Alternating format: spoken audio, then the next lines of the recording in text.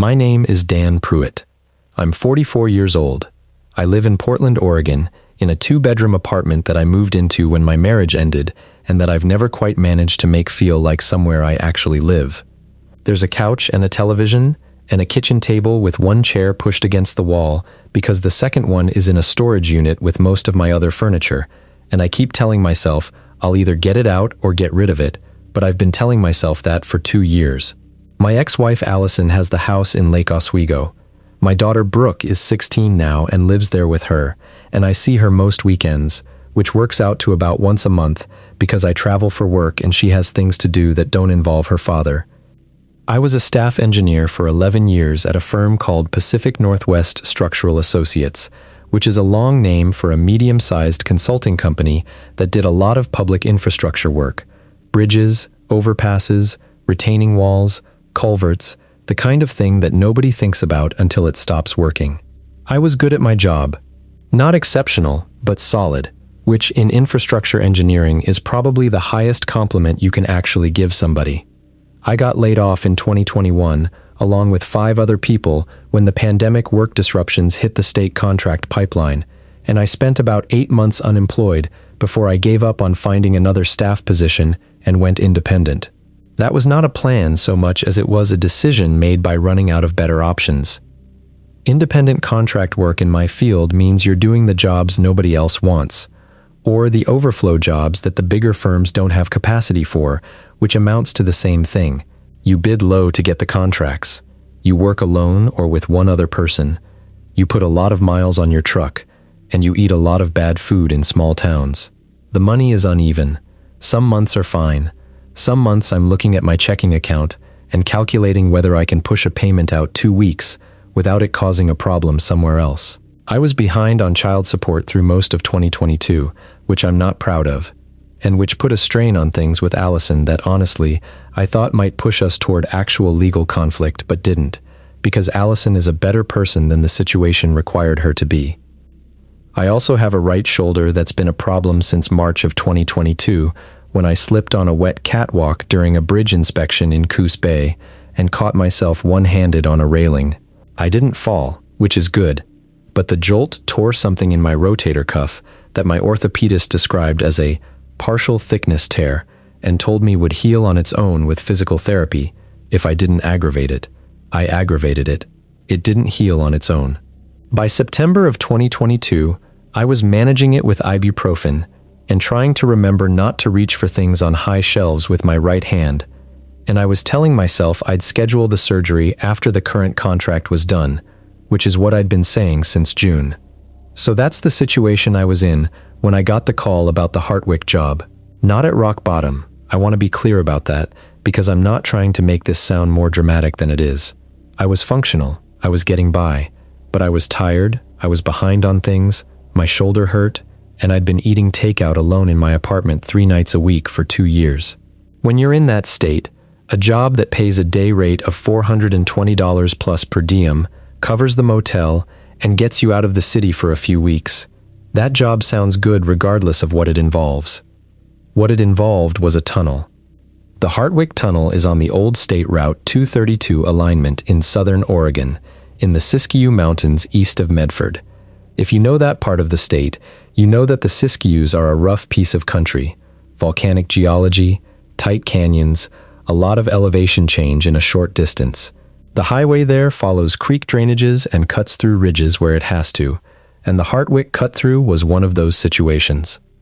The tunnel runs through a spur of Hartwick Ridge, which is about 100 feet of volcanic basalt overlaid with decomposed granite and loose talus. The tunnel is 2,130 feet long, single bore, 2 lanes.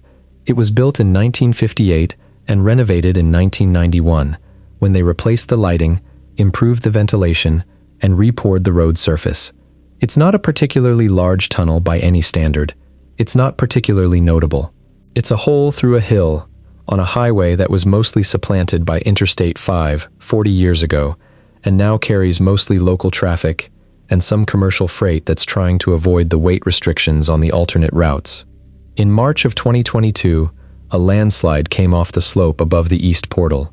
This happens in the Siskiyous after heavy winters, which 2021-2022 was. The slide deposited somewhere between 800 and 1,200 cubic yards of material across the highway and the portal apron, which is the concrete pad and portal wall at the tunnel entrance. It partially buried the portal, blocked the road for about 200 feet, and triggered the automatic closure sensors inside the tunnel, which locked the ventilation system down and set off an alarm at the ODOT district office in Medford. Nobody was hurt. No vehicles were in the tunnel at the time. ODOT closed the tunnel and the road, put up barriers at both ends, and began the process of figuring out what to do about it. What they did about it, over the next 18 months, was first assess the slope stability, slow going, required a geotechnical firm, permitting for the investigative drilling, etc., then contract for debris removal from the portal and road surface, then hire a company to assess the structural condition of the tunnel before deciding whether to reopen it or just close it permanently. My firm, which is really just me, and occasionally Gary Stills, who is 61 and semi-retired and does contract work when it suits him, was the company they hired for that last piece. The contract was issued in late August of 2023. My start date was October 2nd. Gary Stills is worth describing briefly because he matters to this story. I've worked with him off and on for about 7 years. He was a senior engineer at a Medford firm for most of his career, got divorced in his late 50s, sold his house, and decided to coast toward retirement doing light consulting. He knows Oregon infrastructure better than almost anyone I've met, not from books, but from having walked through and under and over most of it for 30 years. He has a bad left knee that he's been refusing to get replaced for as long as I've known him, and he complains about it in a way that's more habitual than actually expressive of pain, the way some people talk about the weather. He's funny and practical, and the best person I know to have with you on a job like this, because he's seen enough that things don't rattle him. Or they didn't used to. I drove down from Portland on the morning of October 2nd. It's about 4 hours to Medford under normal conditions. Longer if you hit the Grants Pass stretch on I-5 during the time of year when everyone from California is driving north looking at the fall color. I left at 6 to get ahead of that and made it to the Medford ODOT district office by 10:15. Gary had driven up from his place in Ashland that morning, about 20 minutes. He was already in the parking lot when I pulled in, sitting in his truck with the door open and a coffee from somewhere, and he raised the cup at me when I got out. "You look terrible," he said. "Long drive." "It's 4 hours. I left at 6. He looked at me for a moment, then at the building. Renee Albright's the liaison on this one. She seems organized. The site manager is a guy named Tom Vecchio. He's been on the debris clearing since July. I looked at the tunnel records last night. The structural data from the 1991 renovation is good. The boring logs are complete. Basalt formation, good RQD numbers throughout most of the bore. Shouldn't be complicated." "Shouldn't be," I said, which is the kind of thing you say. The ODOT district office is a prefabricated low-rise building on the north end of Medford that looks like it was designed to be easily demolished and replaced. The lobby has carpet in a shade of gray that I can only describe as aspirational taupe, and there are framed aerial photographs of highway projects on the walls. Renee Albright met us at the front desk and walked us back to a conference room. She was maybe 42 or 43, with dark hair pulled back and the specific kind of efficiency that people in project management positions develop when they're managing too many things at once. She'd set up the conference table with printed copies of the project brief, the tunnel record drawings from 1991, the geotechnical report from the slope stability assessment, and a printed sheet of contact information. She ran through the project scope quickly, clearly, without preamble. The goal was a full structural condition assessment of the tunnel bore, concrete liner condition, drainage, crack survey, joint survey, ventilation duct integrity, lighting infrastructure, portal conditions at both ends, and a review of the emergency egress systems. ODOT wanted to know if the tunnel was structurally safe to reopen. They wanted a final report in 20 working days. They had a contractor available on call for any material testing. The east portal was still partially restricted due to ongoing site work, but the west portal was fully accessible and we could enter from there. "What's the status of the debris clearance?" Gary asked. Tom's crew has been removing material since July 12th. They're about 70% done with the portal apron and the road surface approach. The portal opening itself is clear. You can see daylight through from the west end. Any evidence of water intrusion through the liner during the period it was closed? There are some drainage issues we know about from before the slide. The center drain in the lower third has been periodically clogged. Nothing structural. She asked if we had questions. Gary had a few technical ones about the 1991 renovation records, specifically whether the as-built drawings reflected any deviations from the design drawings during construction. Renee said she'd check and let us know. I asked about access to the ventilation equipment for the duct inspection, and she said Tom Vecchio had the keys to the mechanical rooms and the emergency egress doors. We drove out to the tunnel from Medford. It's about 40 minutes east and then south, up through the hills on a 2-lane road that follows the east fork of a creek I can't remember the name of. The road goes through 2 small towns, one that's basically a gas station and a feed store, and one that's actually a real small town with a main street and a motel and a diner. The second one is Henley, which is the closest town to the tunnel, about 6 miles west of the west portal. That's where we were staying, a motel called the Rimrock Lodge, which I'd booked through the ODOT accommodation list, and which was the kind of motel that's been in the same family for 40 years and is just exactly what it needs to be, and nothing more. My room had a bed, a desk, a heater that worked, and a window that looked out on a stand of Jeffrey pines. It was fine. The drive from Henley up to the west portal is about 15 minutes on a road that gets tighter as it climbs. There are pull-offs every quarter mile or so for passing, which tells you something about how long that arrangement has been there. The forest is mixed conifer, up to about 4,000 feet, then it starts transitioning to manzanita and bitterbrush on the south-facing slopes. In early October, it's past the dry summer and the fire risk is lower, but the hills are still the color of hay, except where the pines are. It's not dramatic country in the way that the Cascades to the north are dramatic, but it's solid and quiet, and it makes you feel like you're actually somewhere, rather than just passing through somewhere. The west portal of the Hartwick Tunnel is in a shallow cut in the ridge, a concrete frame portal with a slightly arched opening about 24 feet wide and 19 feet high. The portal face is reinforced concrete with a cast-in-place crown that follows the arch. There's a drainage ditch on either side of the road leading up to it, and the head wall extends up about 8 feet above the crown. The portal lighting, 2 banks of fluorescent fixtures, had apparently been tested by Tom's crew a few weeks earlier and was working. There was a chain-link fence across the portal opening with a padlock, which Tom had the key for. Tom Vecchio was already there when we pulled up. Tom was maybe 55, a compact guy with a weathered face, and the look of someone who has spent most of his adult life outside in conditions he didn't choose. He was the site supervisor for the debris clearing contractor, a company out of Klamath Falls called Cascade Earthworks. He'd been on the site since July, and he knew the area around the tunnel thoroughly, in the way that you get to know a place when you've been staring at it and working in it every day for 3 months. He and Gary shook hands. He and I shook hands. He told us the main clearing work was on the east side, and his crew was there today and wouldn't be in our way. He unlocked the fence and held it open. "Anyone been in since you got here in July?" Gary asked. We did a quick look in the first week to make sure there wasn't anything hazardous on the road surface. Walked in about 400 feet, took some pictures, came back out. Nothing notable. The interior lighting wasn't working then. We were on headlamps. Is it working now? I powered it up 2 weeks ago from the control panel in the west mechanical room. You'll have lights through the first half. The center section has some fixture failures. East third is operational. Gary nodded. We got our gear. I was carrying a digital camera, a crack comparator gauge, a clipboard with survey forms, a measurement laser, a headlamp, a backup flashlight, and a shoulder bag with the rolled-up record drawings. My right shoulder was already complaining about the bag, and I shifted it to the left. Gary had similar kit. We both had hard hats and reflective vests, which is standard.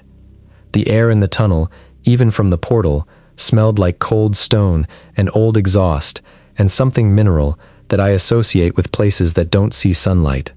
It's not an unpleasant smell, exactly. It's just a very specific smell that tells your brain you're underground, and your brain notes this and files it accordingly. We went in. What I want to describe here, because I think it matters for context, is how ordinary the first day was. Structural inspection is methodical by definition. You start at one end and you work toward the other. You note the condition of every joint, every crack, every drainage feature, every piece of infrastructure. You record the location, the orientation, the width, the length. Cracks get measured and classified. Spalling gets noted. Efflorescence, that's the white mineral deposit that forms when water migrates through concrete and evaporates, gets mapped. You take photographs at every station. You fill in forms. It's the opposite of dramatic. It's the kind of work where you're thinking partly about what's in front of you and partly about what you want for dinner, and the rhythm of it is oddly comfortable once you settle into it. The tunnel was in decent shape given 18 months of closure. The liner concrete showed some cracking, mostly longitudinal cracks in the crown and springline areas that were consistent with thermal cycling and minor settlement. None of them were structurally alarming. There was efflorescence at several joints in the center section, which suggested water intrusion through the liner at those locations, probably related to the drainage issues Renee had mentioned. The road surface had some cracking, and one area of delamination about 30 feet long in the center of the bore that would need attention before reopening. None of this was surprising. The emergency egress doors were set into concrete alcoves in the north wall of the tunnel at approximately equal intervals, 6 of them. Each one was a heavy steel door, painted yellow, with a press bar opener on the inside and a keyed deadbolt on the outside. Each alcove had a sign above it, white background, green text, the standard ODOT emergency egress format, reading exit, followed by a number. EX1 was the first one you reached from the west portal, about 300 feet in, then EX2 at 600 feet, EX3 at 900, and so on, in roughly 300-foot intervals, to EX6, which was the closest to the east portal. These doors led to cross passages, short connecting tunnels that ran perpendicular to the main bore and connected to a service tunnel that ran parallel to the main tunnel on the north side, which itself connected to the surface at 2 points, a ventilation/egress shaft near the west portal and a maintenance access point on a service road on the east side. This is a standard configuration for tunnels of this era and length. You use it when you can't practically put a separate escape tunnel next to the main bore the whole way, so instead, you put connecting cross passages to a single service run on one side. I made notes on each egress door. General condition, operability, visible frame condition, evidence of water infiltration around the frame. Gary was working about 20 feet behind me, doing the liner survey, while I handled the egress and drainage points. We were moving at a reasonable pace. We got about 1,500 feet in before I stopped at EX4, and something caught my eye. There was spray paint on the wall. Not on the door. On the concrete wall beside the door, about 18 inches to the right of the alcove. Orange spray paint. A stenciled number and an arrow. The number was 6. The arrow pointed in the direction of the east portal. East, toward the exit. I looked at it for a moment. The paint was bright, not faded. The stencil was clean, the kind you'd use for marking freight or road surfaces. I thought at first it was a notation left by Tom's crew from their initial walkthrough, the kind of temporary marking that contractors sometimes use for reference. But it was odd to mark an emergency exit. The exits already had the permanent green signs, and the number didn't match. This was EX4, the 4th exit from the west. The spray mark said 6. "Gary," I said. He came forward. I pointed. He looked at it. "Tom's people?" he said. "Maybe. It doesn't match the exit number." Gary shrugged, not dismissively, just processing. Could be a mistake. Could be they were numbering from the other end. That made sense. If you entered from the east, which Tom's crew had done in their initial walkthrough in July, EX6 from the west portal would be the first exit you reached from the east. So they might have numbered them from their point of entry, starting at 1, which would make this exit their exit 1, but then the spray mark said 6, not 1. I filed it and kept moving. EX5, about 300 feet further east, also had a spray mark. Same orange, same stencil style. The number was 4. arrow pointing east. I felt something then, not alarm, more like the beginning of paying more attention. I took a photograph and wrote down the number in my notes. EX6, the last exit before the east portal, had a spray mark with the number 2, arrow pointing east. We reached the east portal area. The portal opening was mostly clear.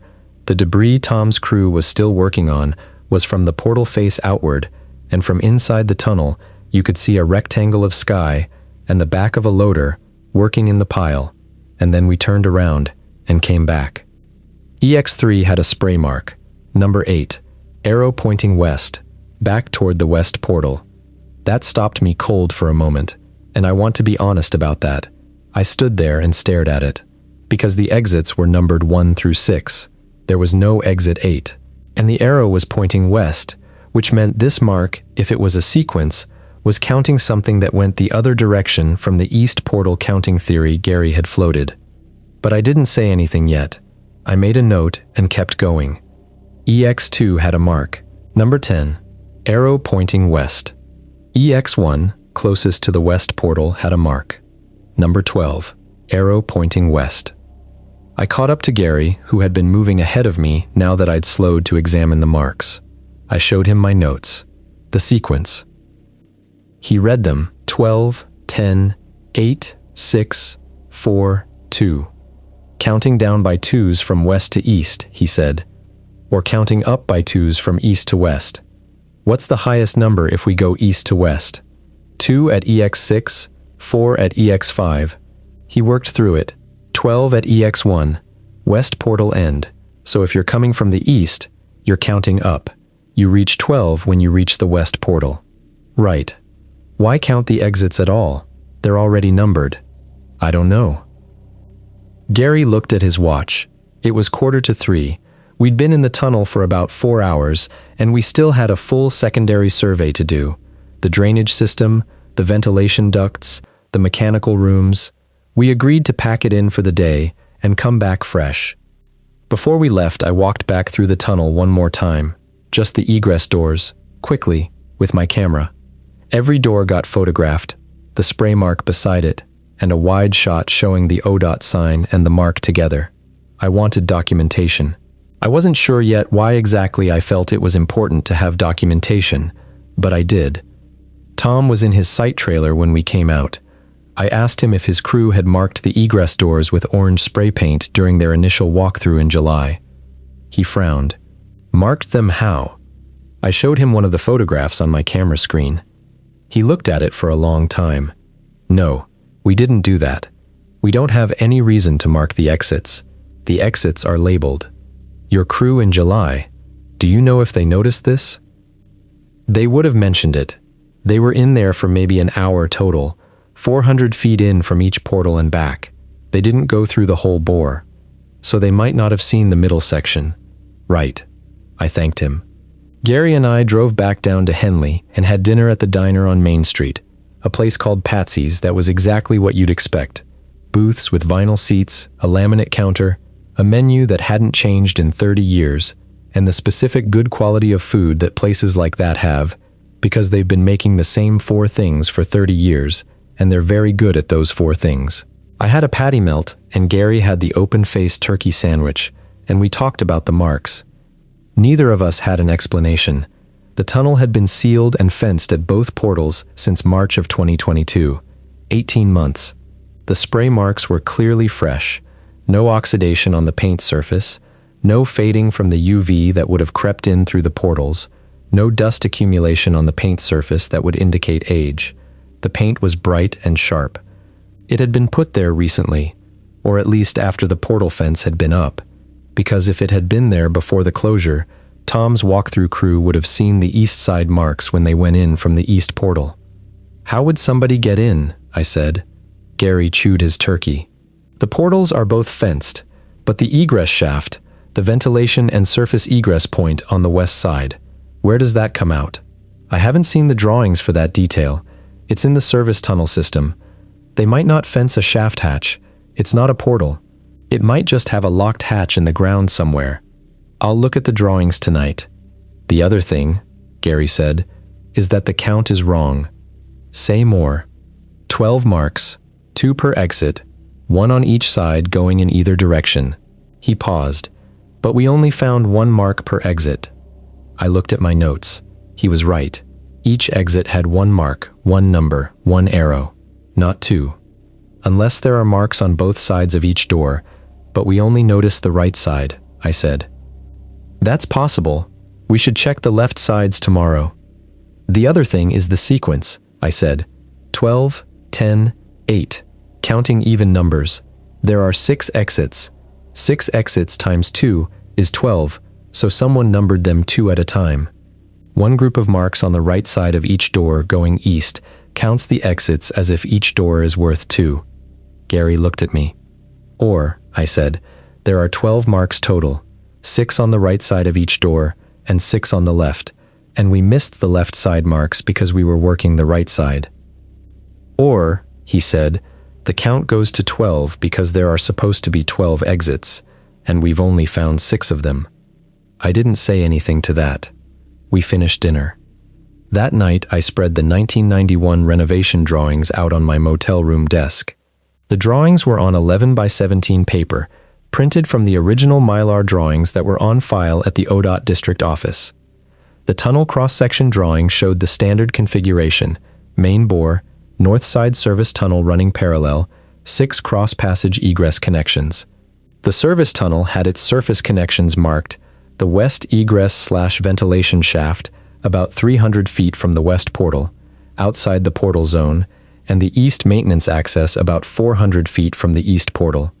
The egress shaft on the west side was marked on the plan drawing. It came out on a flat area above the cut, accessible from a service road that branched off the main highway about 200 feet west of the portal. The shaft was enclosed in a concrete box with a hinged steel hatch. Whether that hatch was locked, I didn't know from the drawing. But the thing that caught my attention was the note at the bottom of the cross-passage plan drawing. There was a standard legend and some general notes, and then a note in a different hand, or at least a different pen or pencil, harder to say on a reproduction, that read, "Per Amendment 3, 1961, secondary cross-passages per separate drawings. Dweg, Series H200 through H212. Below that, someone had written, and the writing was fainter and possibly added later, H200 series not located in project file. I sat with that for a while. Secondary cross passages. The original drawing had 6 egress cross passages. An amendment from 1961, 3 years after the tunnel was built, referenced a separate drawing series for secondary cross passages, and those drawings weren't in the project file. Gary and I were in the tunnel before 8 the next morning. We started at EX1, and I checked both sides of the door, left and right of the alcove. Right side had the mark we'd seen the day before, the stenciled 12, arrow pointing west. Left side of the alcove, nothing. EX2, right side had 10, arrow pointing west. Left side, nothing. EX3, right side had 8, arrow pointing west. Left side, nothing. And then, between EX3 and EX4, about 160 feet east of EX3, there was another mark. It was on the north wall, just like the others, but there was no alcove here, no door, no recess in the concrete.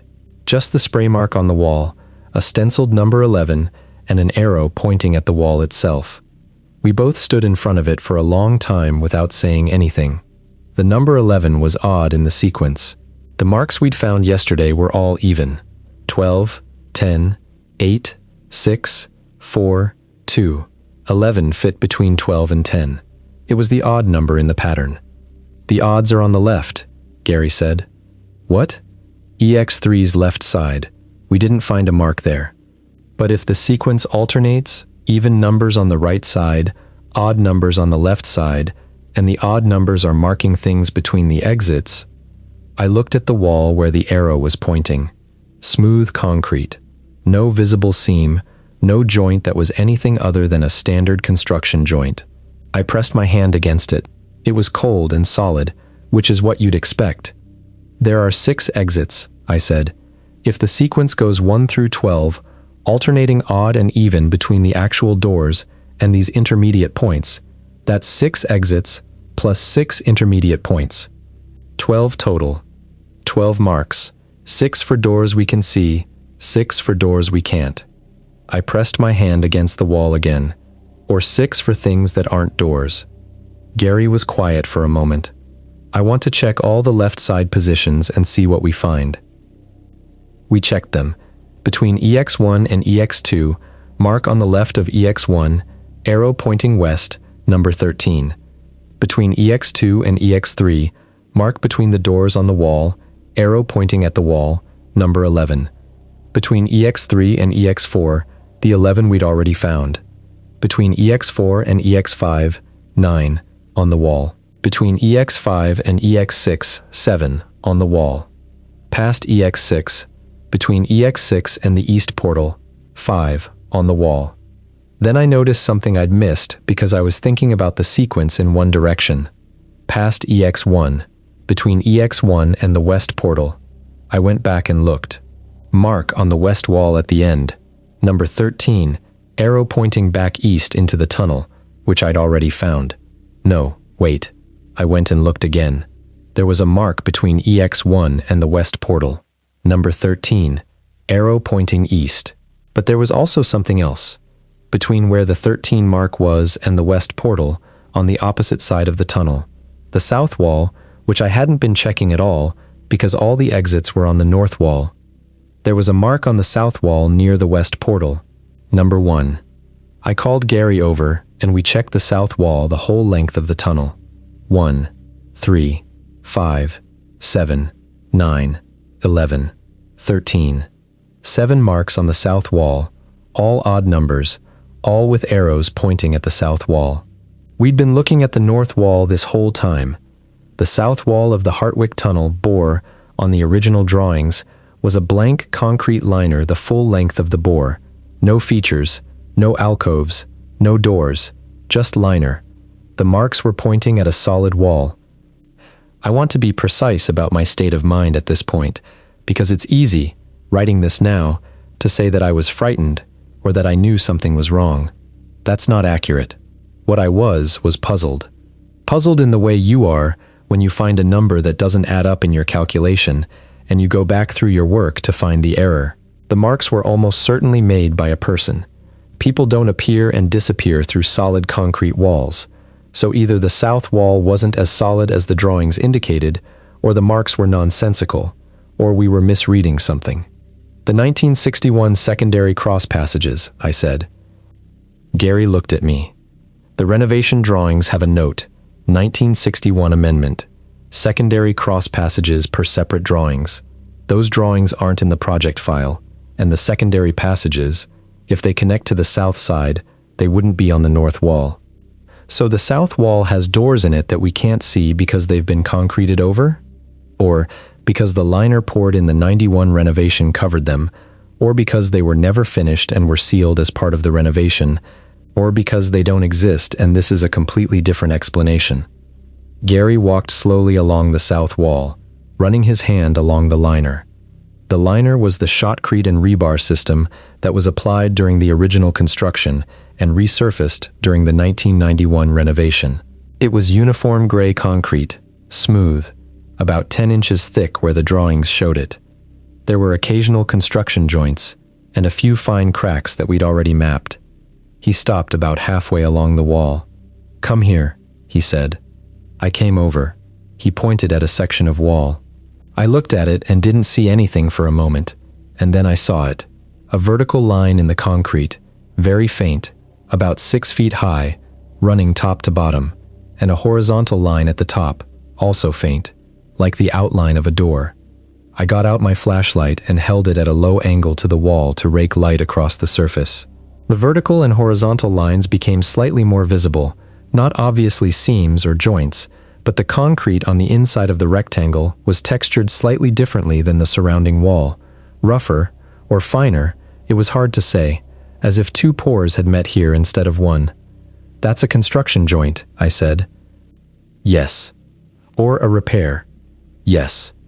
"Or a filled opening?" "Yes." Gary said. I took photographs. I measured the opening with my laser, 6 feet 4 inches high, 3 feet 2 inches wide, a human-sized opening, large enough to walk through bent over slightly. The spray mark on the south wall was 5 feet from this outline, and the arrow pointed directly at it. We finished our survey for the day and said nothing to Tom when we left. I'm not sure why, exactly, except that we didn't have anything definitive to say. What we had was marks on a wall and a possible outline of a filled opening and a reference to drawings that weren't in the file. That's not a finding. That's a question. I drove to the ODOT district office the next morning, while Gary stayed on site to start the secondary survey of the drainage system. I asked at the front desk for Renee Albright and waited in the aspirational taupe lobby for about 10 minutes until she came out. I need to look at the original project file, I said. The full file, not just the 1991 renovation package. I need the original 1958 construction drawings and any amendments. She took me back to the records room. ODOT keeps project files in flat files and banker's boxes in a room that smells like old paper and AC and has the ambient sound of the building's HVAC working harder than it needs to. The Hartwick file took up 2 flat file drawers and 3 banker's boxes. The original 1958 drawings were in the second flat file drawer, Mylar originals, rolled and tagged, in reasonable condition. I spread them out on the light table in the corner of the room. The 1958 construction drawings were detailed and well executed, typical of that era of highway construction, when the drawings were done by hand and had a certain visual precision that computer-aided drafting never quite matched. The tunnel bore cross-section, the longitudinal profile, the portal designs, the drainage plan, the lighting plan, and a set of drawings I hadn't seen in the 1991 renovation package, a mechanical/egress drawing that showed, and I went slowly here, making sure I was reading it right, not 6 egress cross passages but a different layout. The 1958 design had 4 cross passages on the north side, not 6. And a note on the drawing in pencil, later addition clearly, read 6 N side plus C amend 3 for S side and secondary. I went through the banker's boxes looking for Amendment 3. The file was organized approximately chronologically. There were the original contract documents, the construction change orders, some correspondence, the completion certificate from 1959, and then a gap, and then a batch of documents from 1961 under a cover sheet that read Amendment 3, Hartwick Tunnel Secondary Systems in typed text. The Amendment 3 documents were thinner than I expected for a significant addition. There was a contract modification form, a scope description, 1 paragraph, typed, "Work includes installation of secondary cross passages and associated egress provisions per attached drawings, to be completed by September 30th, 1961, a payment schedule, and a signature block where someone, I couldn't read the name, the signature was in blue ink that had faded unevenly, and the name below it was typed, but the paper had water damage at the bottom, and the name was partially dissolved, had signed on behalf of the requesting party, which was not ODOT, whose signature was separately above. The requesting party wasn't identified in the body of the document either. The word requester appeared several times and was always left as requester. The reference drawings, H200 series, were not in the file. The cover sheet referenced 12 drawings, H200 through H212, which is 12 plus the 0, 13 actually, if you count from H200 to H212 inclusive. The note on the 1991 renovation drawing said these weren't in the project file. They weren't in the banker's boxes either. I looked carefully, going through every document in all 3 boxes, and the H200 series drawings were not there. What I did find, loose in the bottom of the 3rd banker's box, was a single sheet that had clearly been part of the H200 series. It was labeled H204 in the lower right corner. It showed a partial plan view of what I recognized as the center section of the Hartwick Tunnel bore, with a cross passage drawn on the south side leading away from the bore in the perpendicular direction. The cross passage, from what I could see on this single sheet, continued for some distance beyond what was shown. There was a note on it in pencil, "Continue per H205. The width of the passage was marked, 4 feet 2 inches. The height was not marked on this sheet. I photographed the Amendment 3 documents and the H204 sheet, and then I sat in the records room for a few minutes just thinking. The amendment was from 1961. The tunnel opened in 1959. Someone, 3 years after it opened, contracted for additional cross passages on the south side of the tunnel. The drawings for those passages were gone. The requesting party was unknown. And now, in 2023, someone had been inside the sealed tunnel and had spray-painted a numbering system that accounted for both the visible north side exits and something on the south wall. On the way out, I stopped at the front desk and asked if I could speak to whoever managed the historical records for the district, specifically the pre-1970 files. The woman at the desk said the records manager was a man named Terry Olson and that he was in until noon. She called him and he came out. A tall man in his early 60s, wearing glasses and a flannel shirt, who had the look of someone who genuinely liked what he did. I explained what I was looking for, the H200 drawing series for the Hartwick Tunnel from the 1961 Amendment 3 work. He said he knew the Hartwick file. He'd pulled it when the tunnel closure was reported in 2022 to check what documentation they had. He knew the H200 series wasn't in the current file. "Do you know where they went?" I asked. "No. That happens with pre-1970 files. Documents get separated, misfiled, lost in transfers. We digitized a lot of our older records in the late 90s and early 2000s, but the digitization wasn't complete. I've seen whole drawing sets go missing." "Is there any record of the drawings being removed? A checkout log or a transfer record?"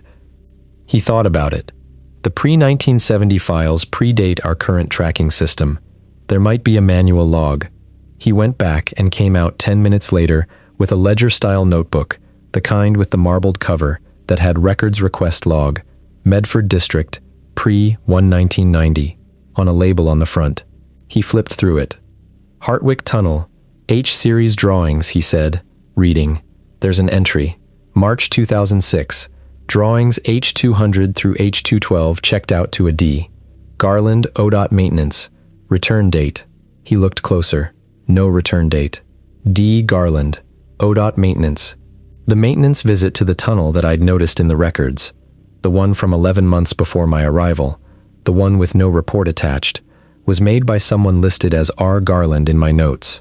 I wasn't certain if those were the same person, and I didn't want to assume, but it was a name I wanted to follow up on. I asked Terry if there was a current D. Garland in ODOT records, or if he had any way of finding out. He said Human Resources would have that, not him, and he gave me the HR department number. I called the HR number from the parking lot. After going through a menu and being on hold for about 9 minutes, I reached a woman who said she could help me. I explained that I was a contract engineer working under a current ODOT project contract and that I was trying to locate a former ODOT employee named D. Garland from the maintenance division, who had checked out some project drawings in 2006. She asked for my project number. I gave her the number from my contract. She put me on hold again. When she came back, she said that there was no active employee named Garland in their system, but that she had a D. Garland listed as a retired employee.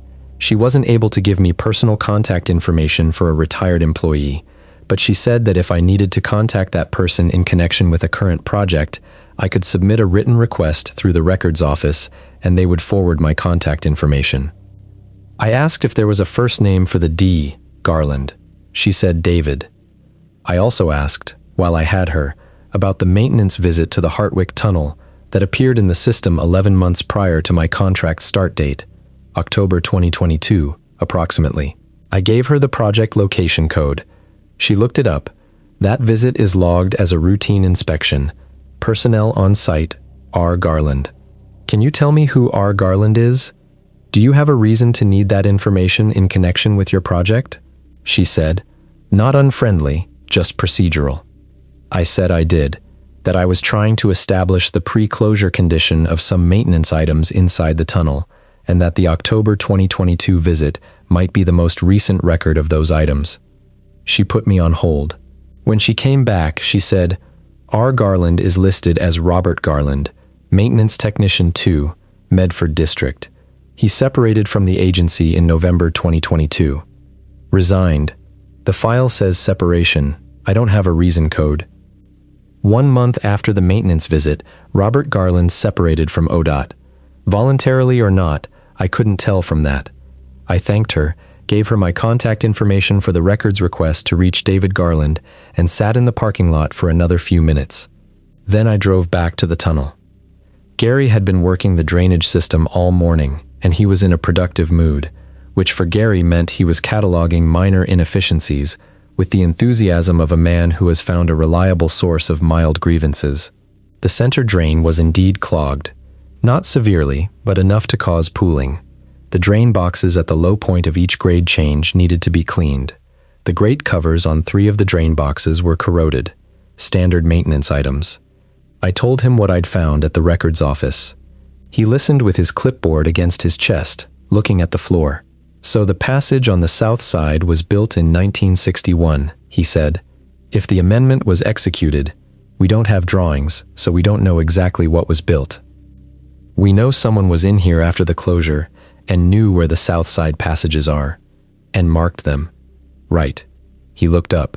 Have you told ODOT? Not yet. I'm going to call Renee this evening. What are you going to tell her? That we found unmarked features in the tunnel that don't appear on the current drawings, and that we think there may be additional cross passages on the south side that were constructed in 1961 and weren't included in the 1991 renovation documents, and that someone has been in the tunnel and marked the locations. Gary nodded slowly. The structural report is going to flag the south wall as requiring investigation. Yes, that'll delay the reopening. The tunnel has been closed for 18 months. A few more weeks for a proper investigation of what's behind that wall isn't going to matter. Gary didn't say anything to that. I've known him long enough to know that his silences are not neutral. He was thinking about something he hadn't decided to say yet. I called Renee that evening from the motel room. I gave her the summary I'd described to Gary. There was a pause on her end, longer than felt comfortable. Unmarked cross passages, she said. Potentially. We have an outline of a filled or blocked opening on the south wall. We have a 1961 amendment that references a south side passage system with drawings that aren't in the project file. We have spray paint marks in the tunnel that indicate someone mapped both the north side exits and the south side locations. We need to either obtain the 1961 drawings or have someone core through the south wall liner to determine what's behind it before I can complete the egress assessment portion of the inspection. Another pause. Can you send me your photos from today? I said yes and emailed them from my laptop while we were talking. She acknowledged receiving them. I'm going to need to loop in a few people on this, she said. Can you give me until Monday to get back to you? Today's Thursday. It was Thursday. I said yes. She said she'd be in touch. The weekend was its own thing. We were at the tunnel both days, working through the ventilation duct inspection and the lighting survey, which could be done without resolving the south wall question. Saturday was overcast, and the light at the portals was flat and gray, and there was a cold wind coming down through the cut that tasted like rain coming. Sunday it did rain, steadily, and we did interior work only, and the sound of the rain on the pavement at the portals carried into the bore as a kind of low hiss. On Saturday evening I ate dinner at Patsy's, and on Sunday I ordered a pizza to the motel because driving in the rain felt like more effort than I wanted to make.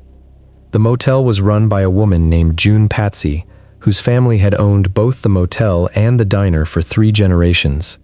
She was probably 65 or so, with the kind of face that has spent a lot of time outdoors in a dry climate and wears it well. She managed the front desk in the evenings and was there both nights when I came back, and on Sunday night, when I came in dripping, she asked how the job was going. I said it was going well. Then I said, because I was tired and rain-soaked, and maybe not being as careful as I usually am, that the tunnel was interesting. She didn't ask what I meant by interesting. She just said quietly, people don't stop in that tunnel. Even before the slide. I dripped on her carpet and waited. Truckers, mostly, she said. You'd think it's just superstition, but I've heard it enough times. They don't like to stop in there. Pull off, use their phones, whatever they're doing. They drive through and they don't stop, she shrugged. Mountain roads, old tunnels. People are funny. I asked if she'd ever heard anything specific. She thought about it for a moment. Not dramatic, the kind of thinking that means you're deciding what to share.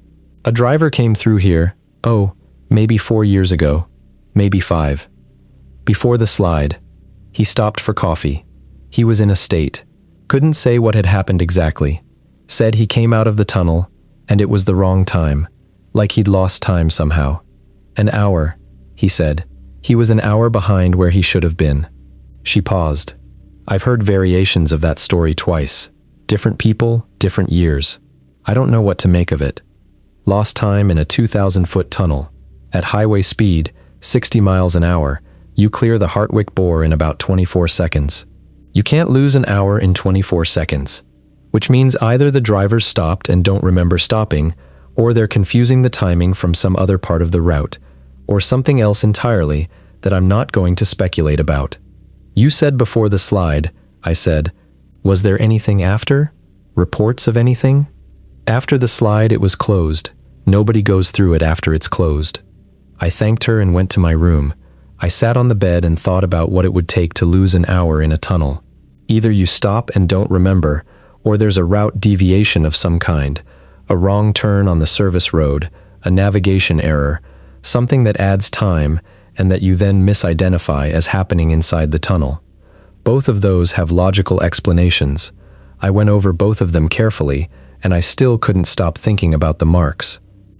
Renee called me Monday morning at 8:45. I talked to the project manager above me, she said, and I talked to our district records coordinator.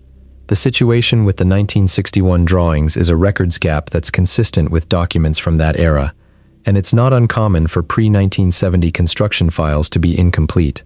The south wall feature that you've identified is going to be classified as a deferred maintenance item, and we're going to request a records search to see if the 1961 drawings can be located in the state archives. And in the meantime, I said, in the meantime, we'd like you to continue the structural assessment of the tunnel bore on the main items and complete the inspection on schedule. The south wall investigation will be handled as a separate task order once we've done the records search. Renee, the egress assessment can't be completed without knowing whether the south wall openings are functional exits or sealed features. That's a life safety issue for the reopen decision. I understand that, she said. I've been told that the south wall feature won't affect the structural integrity analysis and that the egress system on the north side is complete and functional. Who told you that? A pause. My PM. He's been briefed. On what basis? Who briefed him on what's behind the south wall if there are no drawings and we haven't opened it?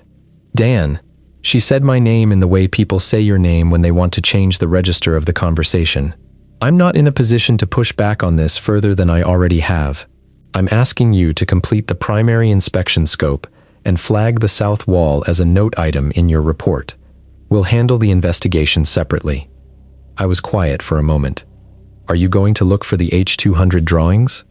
I've submitted the records search request, yes. And the maintenance visit in October 2022? Robert Garland's visit? Longer pause. I wasn't aware of a maintenance visit at that time. It's in the log, October 2022. 1 month after that, R. Garland separates from the agency. And I want to know if he filed a report on that visit. I'll look into it, she said. She sounded more careful than she had before. Not evasive, exactly. Careful. I hung up and sat in the motel room for a few minutes. Then I called Gary, who was already at the site. I told him what Renee had said. There was a pause on his end, too. That's an odd way to handle it, he said. Yes. You want me to continue the drainage and lighting survey? Yes. Don't disturb the south wall. Don't mark anything. Document what we see, but don't interact with it. Dan, he said. Yes. The temperature. What about it? I've been noticing it all morning. In the center section. Around the south wall features, it's warmer. I asked him how much warmer. I brought my infrared thermometer for the drain check. The bulk of the bore is 56 degrees. Around the south wall outlines, it's reading 64 to 68. 8 to 12 degrees warmer. Concrete doesn't warm itself. If the south side of the tunnel is warmer, it's because something on the other side of that wall is warmer than the surrounding basalt, which is equilibrated at about 55 degrees Fahrenheit at that depth and location. The ground temperature there shouldn't vary much. 8 to 12 degrees of differential is significant. Document it, I said. Temperature readings at 5-foot intervals along the south wall, starting 10 feet west of the westernmost outline and going to 10 feet east of the easternmost outline. You think something's over there? I think something is warmer than it should be, and I want to know where the warm zone starts and ends. I drove up to the site. Gary had his temperature log going when I arrived. I joined him, and we worked the south wall systematically. The temperature profile was interesting. The bulk of the bore, as he'd said, was 55 to 57 degrees. The warm zone was centered on the second south wall outline, the one between the equivalent positions of EX2 and EX3. At that point, the wall surface read 68 degrees Fahrenheit. The warm zone tapered off in both directions, returning to baseline about 60 feet west and 60 feet east of the center. So the warm zone was about 120 feet wide, centered on one of the potential south side openings. I photographed the temperature readings. Gary wrote them up in his field notes. Neither of us said what we were both thinking, which was that a concentrated heat source underground in a sealed tunnel is either geothermal, which can happen in volcanic terrain, but this would be unusual at this depth, and this area had no geothermal history that I knew of, or biological, which means something living. We continued our survey. That afternoon, I made a measurement I'd been putting off. I'd been carrying the 1991 as-built longitudinal profile with me, which showed the total tunnel length as 2,130 feet. I set up my measurement laser at the west portal and took a shot to the east portal. Tunnel length on the laser, 2,171 feet. 41 feet difference. I did it again. The measurement was reproducible. I walked to the quarter points and did section measurements to double-check the laser and my zero position. The laser was accurate to within half an inch at distances up to 400 feet.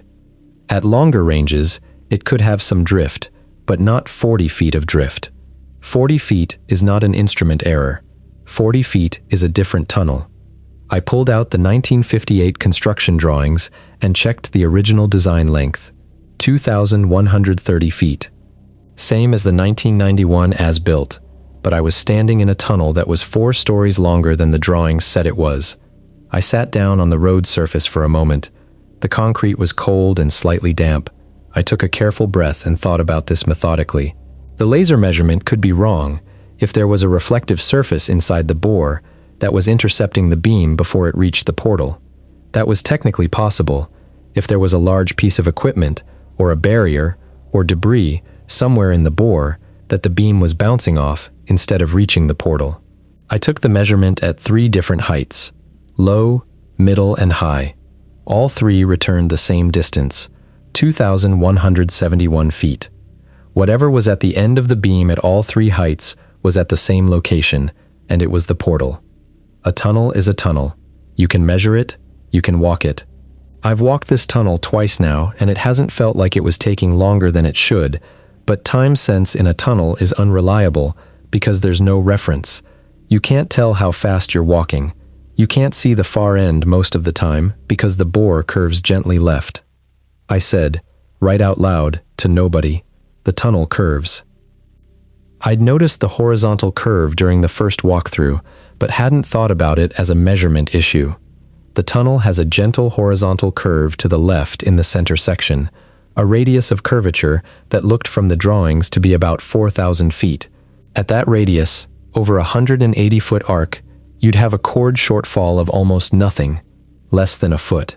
That's not 40 feet. But if the curve were tighter than the drawings showed, if the actual centerline was different from the design centerline, the length of the arc could be longer than the chord. A tighter curve plus a longer arc could account for some discrepancy. I walked the tunnel again with a measuring wheel, which is slower and more tedious but doesn't depend on line of sight. Roll the wheel from portal to portal along the center line. I did this over the next 2 hours, walking slowly, keeping the wheel on the crown striping where there was crown striping, and estimating the center line where there wasn't. The wheel said 2,168 feet, 3 feet different from the laser. within the margin of a measuring wheel, not perfectly tracking the center line in a curved section. The tunnel is approximately 40 feet longer than the drawings say it is. I sat in my truck that evening and tried to write up my field notes from the day, and I realized I was having trouble keeping the sequence straight. I had a note saying that I'd found the temperature differential first and then done the length measurement, but I had a photograph that appeared to show me doing the length measurement before noon. You can see the light angle through the portal, and the temperature work was in the afternoon. This bothered me more than it probably should have. The sequence mattered to me, and I was getting confused about the sequence. I ordered the events by the photograph timestamps and wrote them up that way and told myself it was fine. Tuesday and Wednesday were standard inspection work: the lighting survey, the mechanical room checks, the portal wall condition at the east end, which we'd had to wait on because Tom's crew was still working out there. The east portal face was in good condition. There was some spalling on the wing wall, some cracking at the crown, nothing structural. The portal had been partially buried for 18 months, and there was evidence of moisture intrusion through the blockage zone, but the liner behind the portal was intact. During those 2 days, I thought a lot about the south wall and the length discrepancy and the temperature differential, and I decided I needed to do something definitive before I wrote a report that either included or excluded those findings. Renee had told me to flag it as a note item. That's not what I was going to do. I called a concrete drilling contractor. There's a company in Medford that does investigative drilling for construction projects, concrete cores, foundation exploration, that kind of work. They had availability for Thursday. I arranged for them to come out and core the south wall at 2 locations, one at the warm zone center and one at the westernmost outline. Then I told Gary what I was doing. He was quiet for longer than usual. We were sitting in his truck at the end of the service road near the west portal, eating sandwiches. It was overcast again, and there was a hawk working the updraft above the ridge, making slow circles without appearing to do anything. "ODOT told you not to," he said. "ODOT told me to flag it as a note item. The flagging will be much more informative if I have core samples." "They're not going to like that." "Probably not. What do you think you're going to find?" I told him about the length measurement. I hadn't mentioned it to him before because I'd been second-guessing it, going over the sources of error, trying to find the mistake. He listened carefully. 40 feet, he said, between 38 and 43, depending on the measurement method. That's not an error. No. He was quiet again, looking at the hawk. If the tunnel is longer than the drawings, and the drawings were made from the as-built conditions in 1991, then either the 1991 surveyors made a mistake or something changed after 1991. Tunnels don't get longer. No, he said, they don't. He didn't say anything else for a while. Then, I've been trying to figure out the temperature thing. I've been thinking about geothermal, even though I know that's not right for this geology. I've been thinking about groundwater coming from somewhere warmer. I've been trying to think of any explanation that doesn't require something being over there. I know. I don't like not knowing what's over there. Neither do I. Do it, he said. Core the wall. The drilling contractor came out Thursday morning. 2 guys in a white truck, a core drill rig, water supply for the wet drilling. The core drill works by rotating a diamond-tipped core barrel into the concrete, extracting a cylindrical sample. For an assessment drill, you typically go as far as needed to characterize the feature. In this case, I wanted to know how thick the liner was and what was on the other side. We set up at the center of the warm zone, which put us at the south wall between the functional positions of EX2 and EX3. The wall surface read 66 degrees that morning on my infrared thermometer, slightly cooler than earlier in the week, possibly because the outside temperature had dropped overnight. The contractor's lead guy, whose name was Phil, and who had the efficient, no-questions manner of someone who drills into things for a living, set up the rig and started the first core. The liner concrete cored at normal resistance for the first 4 inches. Then the resistance changed. Phil noticed it and looked at me. "What's the liner spec?" he said. 6 inches minimum, 8 typical. "I'm getting a change at 4. Keep going." He kept going.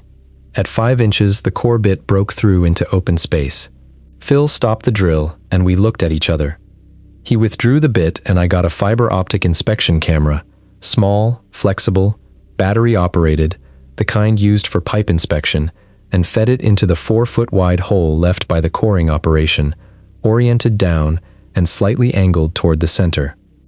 What I saw on the small screen of the camera controller was a passage, stone walls, not concrete, not finished, rough-cut basalt with wooden shoring members placed at intervals.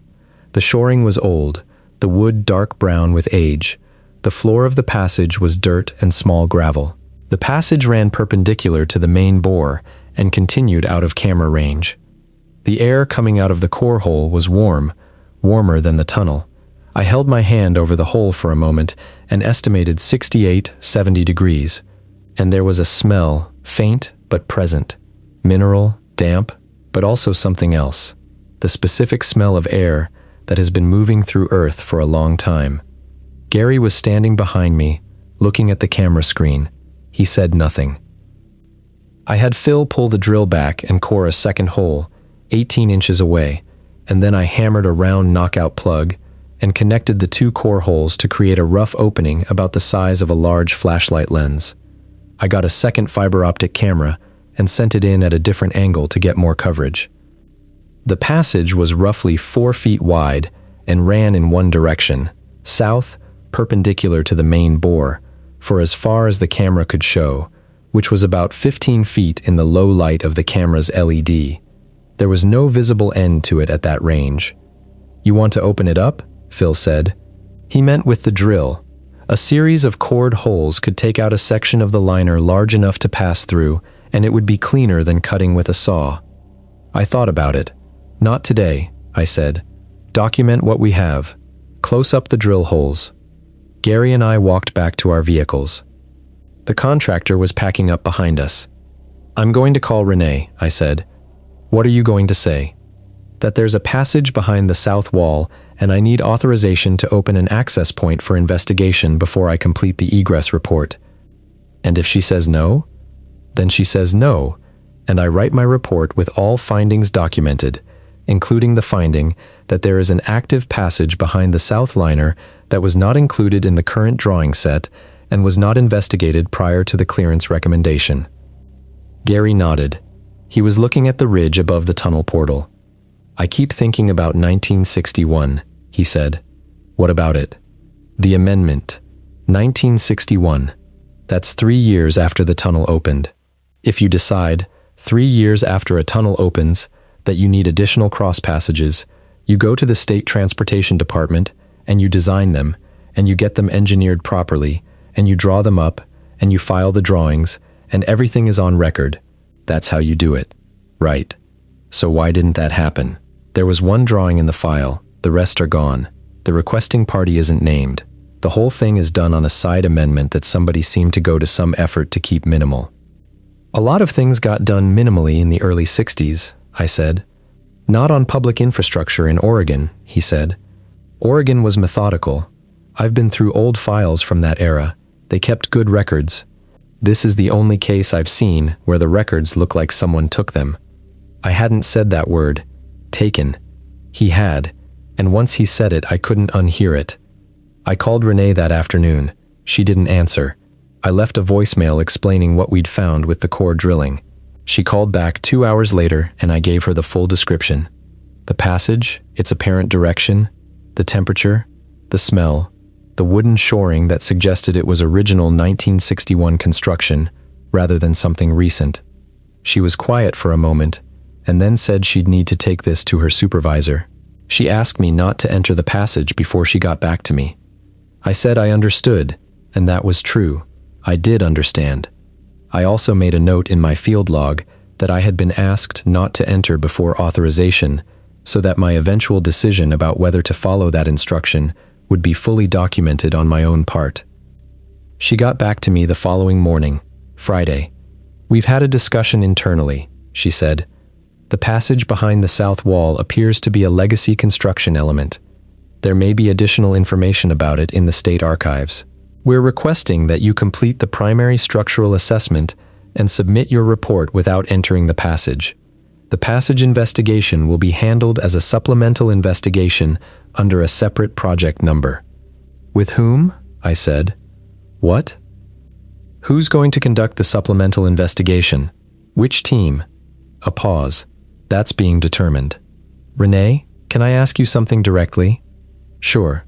Is there something about this tunnel that the agency already knows about and isn't sharing with us?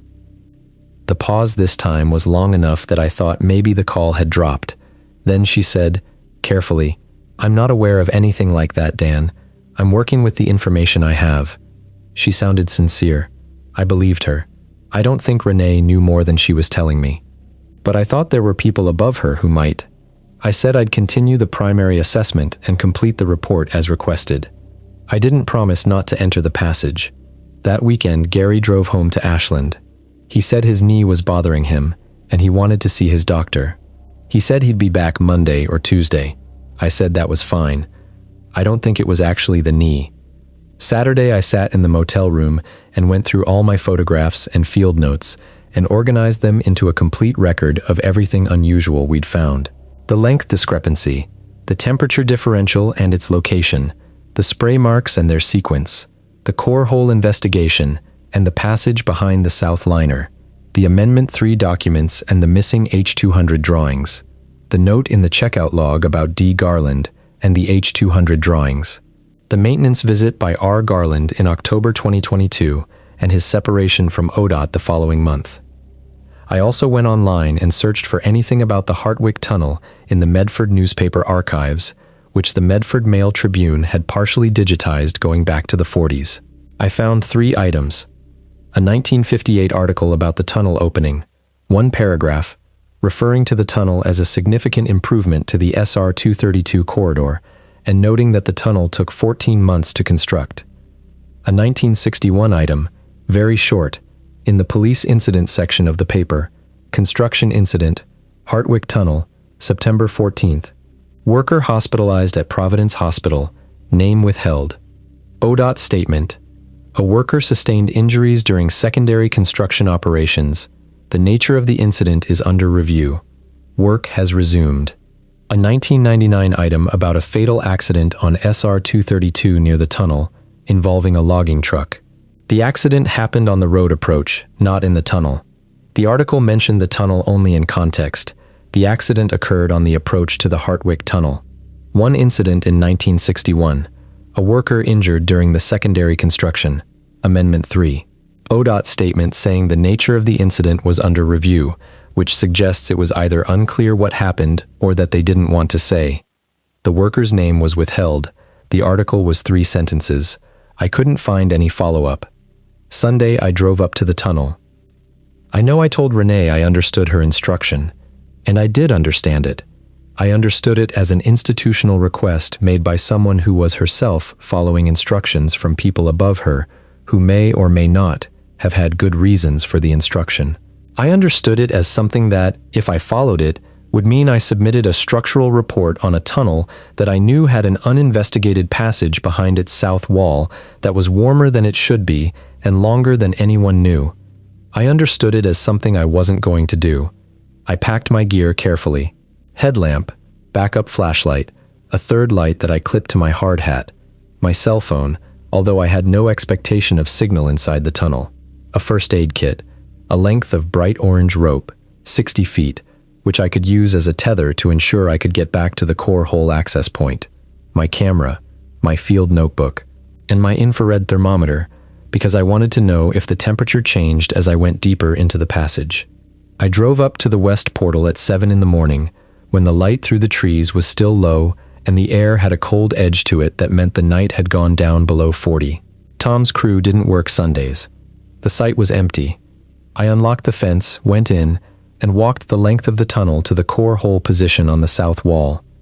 The 2 holes I'd asked Phil to drill were still open, sealed with temporary plugs I'd requested. I removed the plugs. The warm air came through immediately, more noticeable now in the cooler morning tunnel. The camera I'd used before was in my bag. I took one more look through it to make sure the passage was as I'd left it and hadn't changed, which sounds like a strange thing to check, but I checked it. It was as I'd left it, stone passage, Wooden shoring, dirt floor, going south from the main bore. I used the core drill operator's chalk marks to position myself, and then I put my shoulder into the plug between the two core holes and applied pressure. I'd asked Phil to leave the separation between the holes thin enough that it could be broken through by hand if needed. It took more than I expected, but after about 3 minutes of working at it, the concrete between the holes cracked through, and I had a gap about 6 inches wide. I used a short pry bar to widen it further. After 20 minutes of work, I had an opening about 14 inches wide by about the height of the liner, roughly 22 inches. Not large. I had to go through sideways, exhaling, turning my head. The other side smelled like deep earth. Warmer, as I'd expected. I turned on all 3 lights. The passage was exactly what the camera had shown, roughly 4 feet wide, varying height between 5 and 6 feet depending on the shoring. Rough basalt walls, with occasional timber shoring posts on each side connected by a header log. The floor was graded.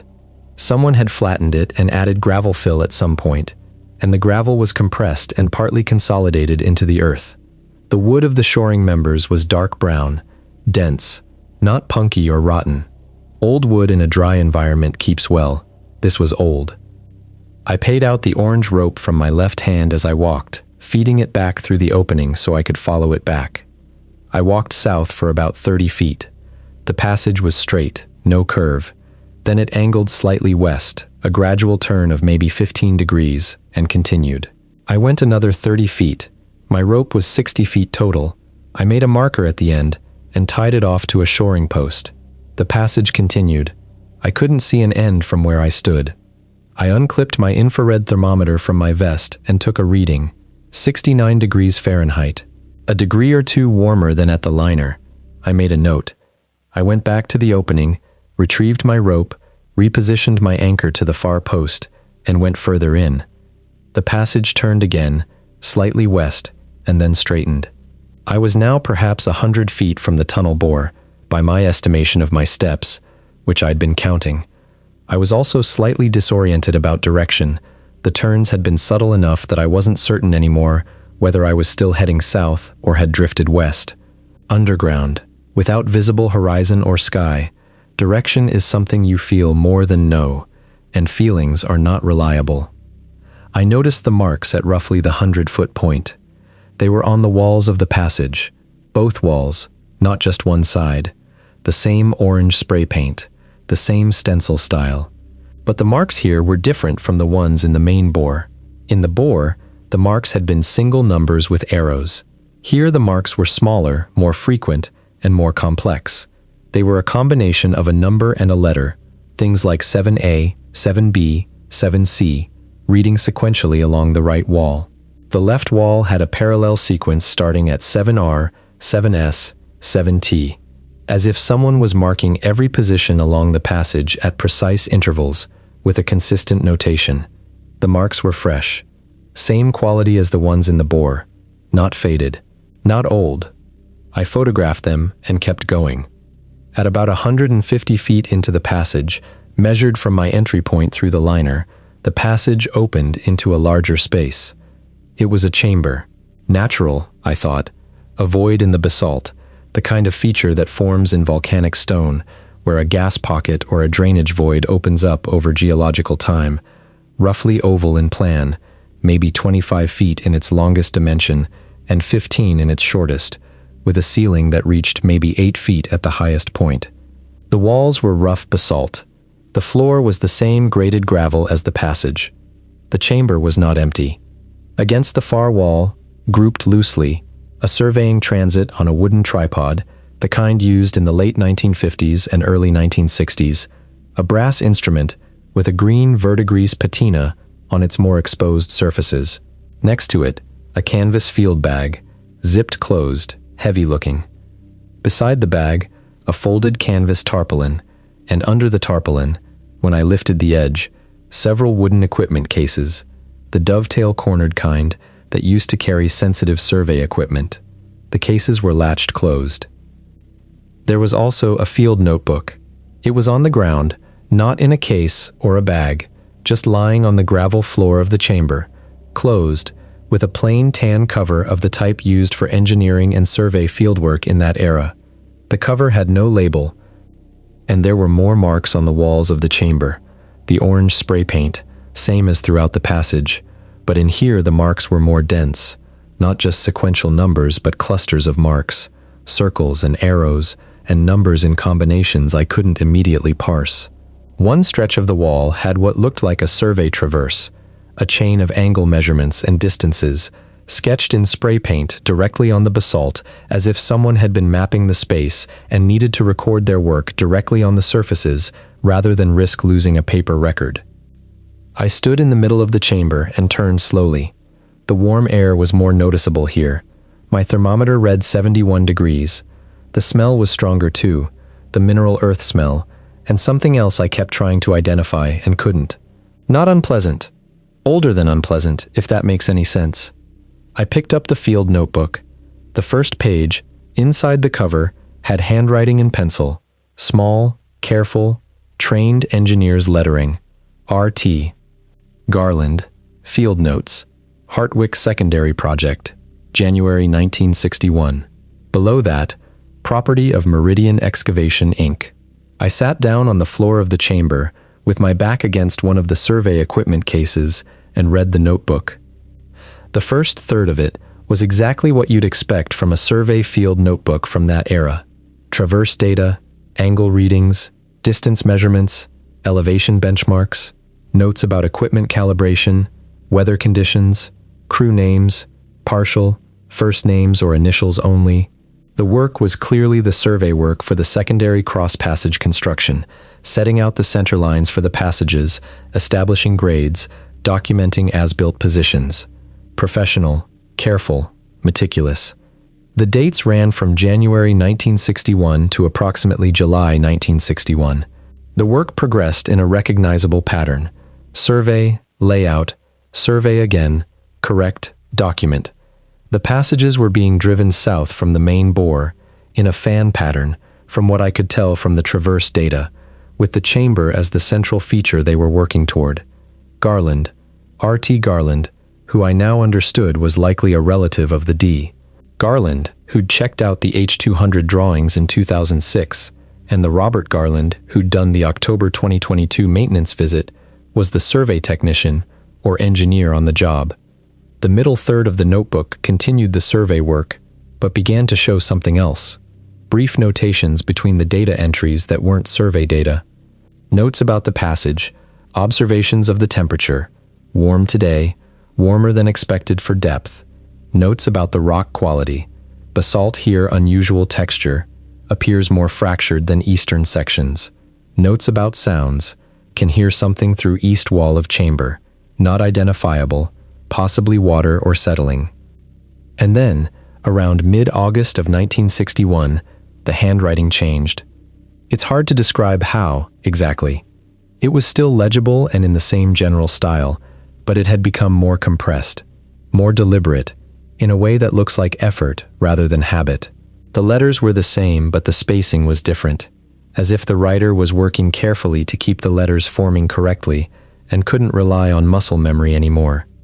The entries in this section were less data-heavy and more observational. Some of them were strange. Aug 19 measured the chamber again. Length 26.4 feet.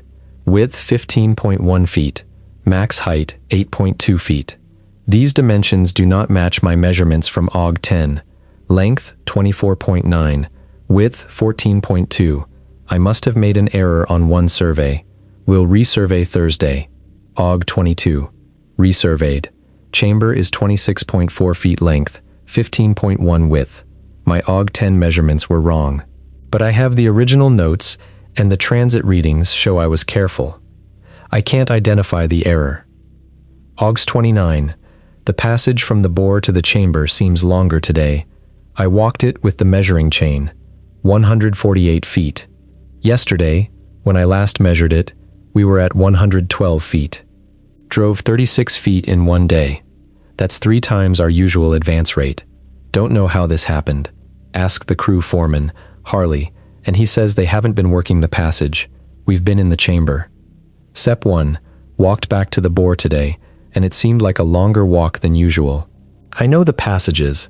I know how long they take. Something is wrong with my sense of time in here. Sep 5. D has been asking me to map the eastern branch. I told him we haven't opened an eastern branch. He says they started it 2 weeks ago. I have no memory of this. Sep 8. There is an eastern branch. I walked it today, about 40 feet long. Then it branches again north and south.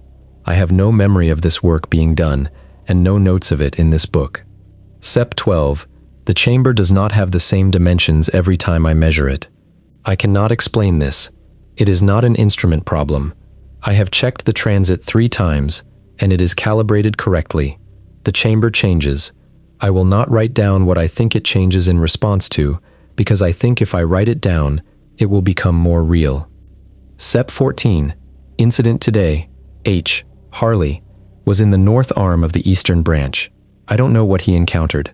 When he came out, he was not injured, but he was not right. He could not say what had happened. He was taken to hospital. I was there when we brought him out. He kept looking at the passage opening and counting something on his fingers and reaching 7. Sep 18. We are supposed to finish the south arm this week. D says to finish and seal. I have been trying to complete the traverse of the south arm and I cannot. Each time I go in, the measurements are different. The south arm is approximately 200 feet long by my counting of steps, but by the chain it is 80 feet. I cannot reconcile this. Oct 2. The other men have gone. D says to close up. I have been here alone for 4 days. I have been trying to finish the traverse. I need to finish it. Oct 9. I cannot finish it. The south arm doesn't end where it should. Something down there. I'm going to seal up my equipment and close this notebook because D says we're done, and the crew is coming to pour the liner next week. I am putting the notebook with the equipment so there's a record. After that, 4 blank pages. Then, on the last page, just the date, March 14th, 1961, and a number, 7. I want to be precise about the date on the last page. It was March, which was before the rest of the entries. The field notebook went from January through October 1961, and then the final page was dated March, which was before any of the other entries. This is the kind of thing that seemed important, and then seemed like a mistake, and then seemed important again, in cycles, and I still haven't resolved it. I sat on the floor of the chamber for a while with the notebook in my lap. My headlamp was dimming. I hadn't noticed it dimming until I was aware that the chamber was darker than it had been, and I touched the lamp, and the light pulsed once and steadied. Battery drain. I checked my backup flashlight, also dimming. The third light on my hard hat was still full strength. I got up. I put the notebook in my shoulder bag. I photographed the equipment against the far wall, the survey transit, the cases, the canvas bag. I photographed the survey traverse marks on the chamber wall. I photographed every wall of the chamber, slowly, overlapping frames for coverage. Then I went back down the passage to the main bore. The walk back felt longer than the walk in. I know that's the sort of thing you say, and I know the human perception of time and distance is notoriously unreliable, especially in enclosed spaces without reference points. I counted my steps. The walk-in, I had counted approximately 150 steps to the chamber. The walk-out, I counted 210. I was walking at the same pace. I could feel the rope in my left hand, and it was paying out more than it should have before I got back to my anchor. I came out through the liner opening into the tunnel, and I pulled the orange rope after me. The tunnel felt cold by comparison to the passage, and it felt large, and it felt straightforward and known in a way that I was grateful for. I sat against the north wall for a few minutes and breathed. My phone said it was 11:14 in the morning. I had left my truck at 7:02, based on the time I'd texted Gary when I parked to let him know I was on site. I had been in the tunnel, including the walk from the west portal, the work at the liner opening, and the time in the passage, for approximately 4 hours and 12 minutes. This was longer than it felt. I had been in the passage and chamber for what felt like perhaps an hour and a half, but by the arithmetic, it must have been close to 3 hours. I did not find this comforting.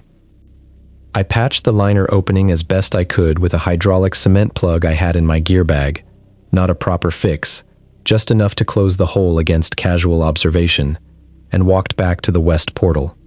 Tom's crew arrived at the east portal site at about noon, which I learned later. I was gone by then. I drove back to the motel and sat at the desk and started writing everything down. I spent the rest of Sunday and most of Sunday evening on this.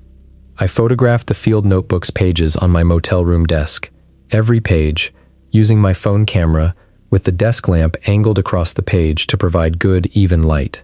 The first 2/3 photographed fine, clear, legible, everything visible.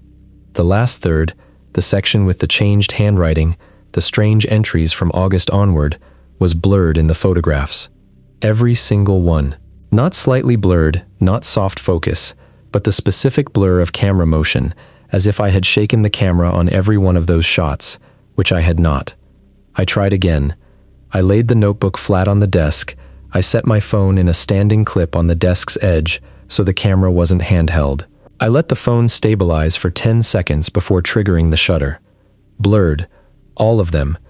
I checked the EXIF data on my phone's photos, the focus confirmation metadata, the field that records whether the camera achieved focus lock, showed true on all of them. The camera thought it was in focus. The images were not in focus. I sat there with my phone for a long time. Then I got my DSLR out of my bag. I'd brought it for the inspection work. It was a Canon EOS R5, which is not a cheap camera. It has one of the best autofocus systems available. I opened the notebook to the first of the late August entries and set up the shot and fired. Blurred. Manual focus. I turned off the autofocus and focused manually, carefully, looking at the viewfinder image until the letters were as sharp as I could make them. Blurred. I tried video instead of stills, thinking that maybe a moving sensor sample would catch a frame in focus. I watched the video back on the camera's screen. The early entries were perfectly readable. The August entries were blurred in the video frames as well. I sat in the motel room and thought about this for a very long time. Here is the thing about evidence. It is only useful if it can be reproduced or communicated. A phenomenon that only I can observe and that can't be photographed can be described but can't be shown. I could describe what was in those entries.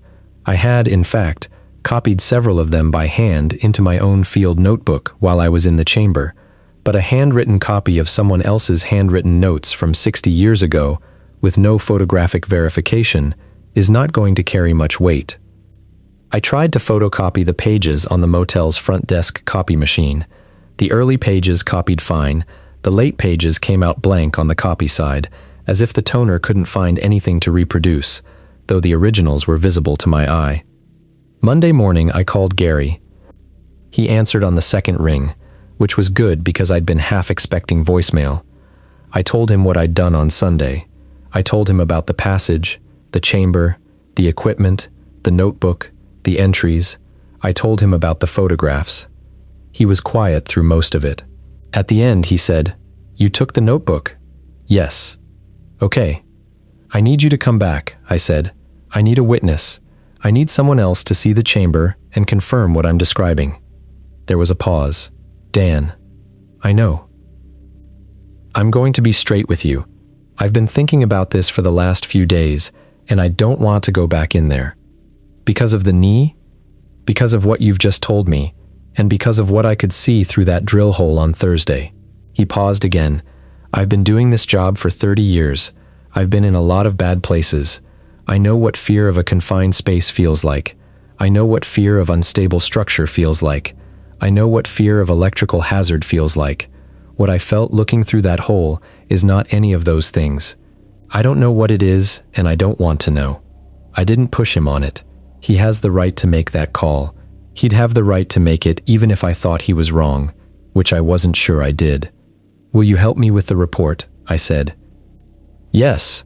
Whatever you write up, I'll sign off on as co-inspector for everything we documented together. But the chamber, that's yours. I'm not going in there." "Okay. One more thing," he said. "You took the notebook. Someone else put it there. Someone left equipment and a notebook in that chamber, and those things have been there since 1961. And someone else, someone recent, with orange spray paint, was in there first and knew where it was. Right? Right. Which means either the spray painter knew about the notebook and left it, or they didn't find it. Either way, the notebook is 60 years old and there's someone who's been in there recently, and you're carrying the notebook around. I hadn't said it out loud, but Gary was saying it. Someone else had been in the chamber. The marks were theirs. And I didn't know who they were or what they'd found. I called Renee that morning. I gave her a full account of the Sunday visit. The entry through the liner, the passage, the chamber, the equipment, the notebook. I read her some of the entries over the phone. She listened without interrupting. When I finished, she said, quietly, "You went in after I asked you not to. You asked me not to go in before you got back to me with authorization. It was the weekend. You weren't available." "Dan, that's not..." She stopped. "I understand why you went in. I'm not going to argue about it. The chamber findings need to be documented and reported. I'm documenting them. I have photographs of the chamber and equipment. The notebook I've copied by hand. I'll submit the full field record as an attachment to my report." "The notebook," she said. "Do you still have it?" "Yes. I need you to hold on to it until I can arrange for someone to take custody of it properly. It's a historical artifact associated with a state project. It needs to be handled by the right people." "Who are the right people?" "I'm going to make some calls today and figure out the right way to handle this." We ended the call. I held the notebook in my hands for a moment. It was the only thing I had that was entirely unambiguous. The photographs were blurred. The spray marks were inside the tunnel. The passage was behind a patched-up liner opening, but the notebook was in my hands, and it was real, and it had words in it. I made handwritten copies of every page. I also photographed the early pages, which I could photograph clearly, and made a record of which pages photographed and which didn't. Then I put the notebook in a Ziploc bag and put it in the small safe in my motel room, which took a 4-digit combination. 3 days went by. I completed the primary structural assessment of the main bore and began drafting the report. The primary findings were straightforward. The liner was in good condition. The cracking was non-structural and consistent with age and thermal cycling. The drainage system needed maintenance. The road surface needed a mill and overlay in the center section. The lighting system had some fixture failures. The portal at the east end was in good condition. Nothing I found suggested the tunnel was structurally unsafe to reopen, pending the drainage and road surface work. But the report also had to address the egress system, the south wall, the passage, the chamber, and the temperature and length discrepancies. I drafted that section carefully. I was specific about everything: dates, measurements, photographs, the core drilling, the chamber contents, the field notebook and its contents. I quoted the relevant notebook entries by hand in the body of the report. I described the photograph anomaly directly, that the post-August entries in the notebook could not be photographed clearly despite multiple attempts with multiple devices. Thursday afternoon, Renee called and said someone was coming to collect the notebook on Friday. She said the person's name was Claire Dowd and that she was from the ODOT Historical Assets Division. I'd never heard of the Historical Assets Division. I said so. "It's part of the Records and Archives Office," Renee said. "They handle physical artifacts from historical state projects. Can you send me a link to information about the division so I can verify credentials when she arrives?" A pause. "I can send you the contact information from our internal directory." She did, by email. It was a name, a phone number, and an email address. There was no mention of a division website, no organizational chart, no office address beyond a generic ODOT Portland office address. I Googled ODOT Historical Assets Division that evening. Nothing came up in the results that matched. The ODOT website's organizational structure page, which I found and read carefully, listed Records and Archives as a division of administrative services. It had 3 subdivisions: Document Management, GIS Data Services, and Public Records. No Historical Assets Division. Claire Dowd arrived Friday morning at the motel. She was maybe 50, with gray-streaked hair in a practical cut and a general bearing that was professional, without being formal. She showed me an ODOT credentials card. The card said ODOT Records and Archives Division, which was not quite the same as Historical Assets Division, but was close enough to be a legitimate ODOT credential. I photographed the credential card with my phone while she waited. I gave her the notebook. She signed a receipt that I'd prepared, acknowledging receipt of 1 field notebook, tan cover, approximately 80 pages, author R.T. Garland, dated January through October 1961, recovered from the Hartwick Tunnel secondary construction passage. I kept a copy of the signed receipt. She said the notebook would be accessioned into the state's historical construction records and that I would receive notification when it had been cataloged. She asked if I had any copies of the notebook contents. I said I had photographed the early pages and had made handwritten copies of the later pages. She said, neutrally, "Those copies are technically state property as derivative documents from a state project record, but we don't need to make anything of that right now." It was a careful thing to say. I noted that it was careful, and I didn't reply to it. She left. I called the phone number she'd given me, which was the same as the one Renee had sent. It rang twice and went to a voicemail that said, "You've reached the Records and Archives Division. Please leave a message." Generic, not attributable to any specific office or person. I finished the structural report draft that weekend and spent Monday morning reviewing it. Tuesday, I sent the draft to Renee for review before final submission, as per the contract terms. She called me Tuesday afternoon. She said the report looked good on the primary assessment. She said the section on the south wall passage would need to be reviewed by legal and project management before it went into the final issued version. I said I understood and asked her to let me know the outcome of that review. The issued report came to me on Wednesday of the following week. My name, my stamp, my findings on the main structural assessment, all intact. The section on the south wall passage, gone, replaced with a single paragraph. All tunnel systems, including egress provisions, were assessed. No deficiencies affecting structural integrity for reopening were identified. Maintenance recommendations are detailed in Section 4. I read it 3 times. Then I called Renee. She answered and sounded like she was at her desk, distracted by something. "The section on the south wall is gone," I said. "The legal team reviewed the report," she said. "The secondary passage investigation is going to be handled under a separate confidential project scope. Including that material in this report would create a public record issue that needs to be resolved before it can be disclosed." A public record issue. That's what I was told. "Renee, my name is on that report, my stamp. I am legally responsible for what it says. It now says that I found no deficiencies affecting structural integrity, which is technically true for the main bore, but which omits findings that I made and documented and that bear on the safety of the tunnel." "I know," she said. "I know that. What do you want me to do?" She was quiet for a moment. I think you should talk to your own attorney. That's not me telling you anything official. That's just what I think." She paused. "The tunnel is going to reopen. That decision has been made above my level. I don't have anything to do with that timeline." "When?" "November, probably. After the road surface work." "What about the passage, the chamber?" "I don't know, Dan. I really don't know." She sounded tired, not evasive in the calculating sense. Just tired in the way you get when you're a project manager, and the project is handling things above your pay grade, and there's nothing you can do about it except continue doing your job.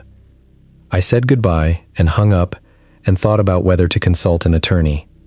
I thought about the receipt Claire Dowd had signed. I thought about the copy of my original draft report that I'd saved on my laptop. I thought about the handwritten copies of the notebook entries and whether they constituted evidence of anything, and evidence of what, exactly. A passage behind the south wall of a tunnel. An old field notebook with entries that describe measurements changing, and a worker being hospitalized, and a surveyor who lost track of time and distance.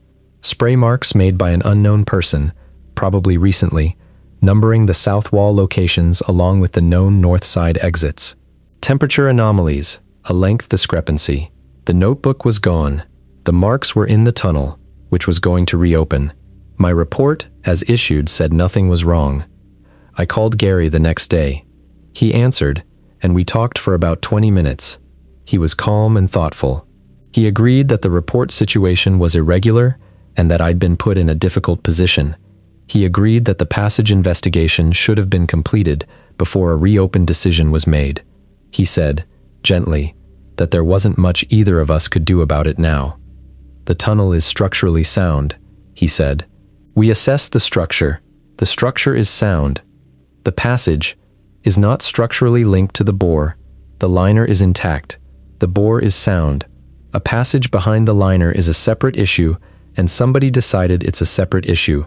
I think we should let it be a separate issue. I thought about the entries in the notebook, about the surveyor counting steps and getting a different answer every time, about Harley coming out of the north arm of the eastern branch unable to say what had happened and reaching 7 on his fingers. Gary, I said. Yeah, the eastern branch, the south arm, those passages go further into the ridge. If somebody drove a passage and it doesn't end where the geometry says it should, and if the chamber dimensions don't reproduce when you measure them. Dan, he said. I know. We assessed the structure. We did our job. Whatever is back there, it's been back there since 1961, and the tunnel has been operating since then, without incident. Without incident, except for the lost time stories that June at the motel mentioned. Without incident except for the maintenance visit by Robert Garland in October 2022, 1 month before he separated from ODOT, with no report on file. Without incident except for the spray marks that someone put there, recently, knowing the layout of a secondary system that wasn't on any accessible drawing. I didn't say any of this to Gary. I said okay, and said I'd be in touch. 3 weeks later, in early November, I was back in Portland. I had submitted my invoice for the Hartwick project, and it was paid on time, which is not always the case with state contracts, and which I noted without feeling particularly good about. I was back at my desk, back to the routine of estimating the next job and following up on the one after that, and eating takeout alone. The tunnel reopened on November 8th. I know this because Renee sent me a brief email. Wanted to let you know the Hartwick Tunnel opened to traffic this morning. Thanks for your work on the project. That was the whole email. I looked at the photographs on my hard drive, the early entry pages of the notebook which photographed clearly, the chamber and the equipment and the walls, the orange spray marks in the main bore, the temperature readings, the filed report with the south wall section missing. I went back to the late entry photographs, the ones that had been blurred on every device I tried. I'd been looking at these periodically, not sure why, maybe hoping they'd resolve if I looked enough times. They hadn't. But something about them was different now, and it took me a few sessions of looking before I figured out what it was. The blur. The degree of blur was not the same each time I looked. On the first night, I'd described them to myself as the specific blur of camera motion. Looking at them weeks later, several of them seemed less blurred, not clear, still blurred, but less so, as if they were becoming gradually more focused, or as if what was in them was becoming more visible at a rate I couldn't track because I wasn't looking at them continuously. I can't say this is actually happening. It might be something my eye is doing. Familiarity with the blurred images creating an expectation of what they'd show, and my brain supplying detail that isn't really there. I can't be certain. When I look at them, I think I can see the shapes of letters. And when I think I can see the shapes of letters, I'm not sure if I'm seeing them or composing them from the blur. The only thing I'm certain of is that I feel less certain each time I look. On a Tuesday in late November, I saw a brief item on the Medford Paper's website. They have a digital edition now. A trucking company called Blue River Freight was requesting assistance locating a missing driver. The driver had been running a load through southern Oregon. Last recorded GPS ping was the east portal of the Hartwick Tunnel on the evening of November 14th. The truck had been found at a rest stop 41 miles west of the tunnel on SR 232. The cargo was intact. The truck was in good mechanical condition. The driver was not in the truck and was not located at the rest stop or anywhere in the surrounding area.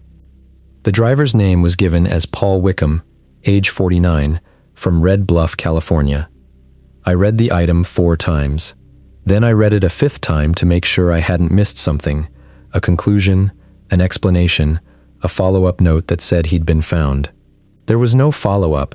It was a brief item in the local news, 2 paragraphs, and it had 4 comments on it when I read it, 2 of which were condolences and 2 of which were off-topic. I searched Paul Wickham's name over the following weeks. There was a follow-up item 2 weeks later in the same paper. The Oregon State Police had concluded their search and investigation. Paul Wickham remained missing. The article noted that the tunnel had been recently reopened after an 18-month closure and that investigators had reviewed the tunnel's camera systems. The cameras, the same lighting circuit integrated cameras that had been in place since the 1991 renovation, had not recorded anything in the window of interest. The article noted that the cameras might have experienced a malfunction. The cameras, as far as I knew from the inspection, were functional as of the date of our assessment. I had documented the camera system as part of the lighting survey. All cameras operational. Recording system connected to the district office monitoring network. I don't know what to do with this. I want to be clear about that. I am a structural engineer. I assessed the structure. The structure was sound. I wrote a report and someone altered it, and my name is on the altered version, and I have a copy of the original. I found a passage and a chamber and a field notebook and handed the notebook to a woman from a division that doesn't appear on the ODOT website and has a signed receipt for it. I have blurred photographs that might be becoming less blurred. I have handwritten copies of entries in the notebook that describe measurement anomalies that I also experienced and that I don't have a structural explanation for.